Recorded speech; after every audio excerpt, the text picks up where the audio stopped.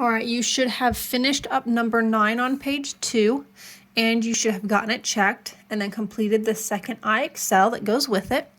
Now we are on page 3 to talk about our last thing. This is number 10. I know it's not numbered. This is number 10. It might be numbered on some of yours. Maybe mine just didn't have a number. So we are going to now write an equation in point-slope form from the line that's shown. So we have this line.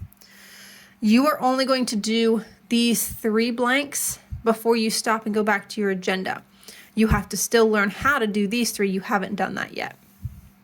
So to write an equation in point-slope form, remember you need your point and you need the slope.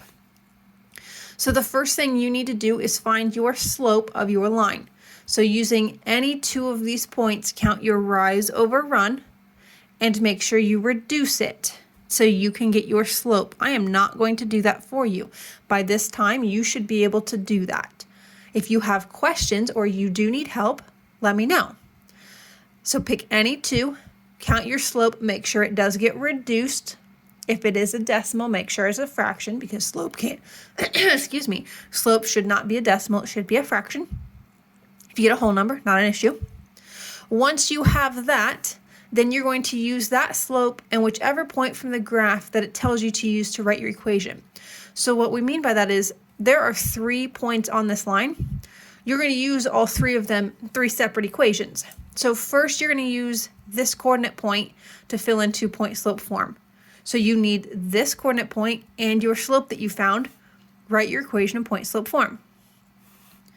Then you're going to come over and use this point and the slope to write your equation in point-slope form.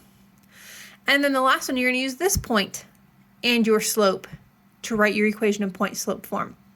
Okay? These 3 points are just the coordinate points of the 3 points on the line. -2, 2 is right here. 2, 0 is right here. And 6, 2 is right here. So what you're doing is you are writing 3 different equations in point-slope form for the exact same line. Okay? They should not be the same because we're using 3 different points. Then you need to get these checked and then go back to your agenda to complete the IXL.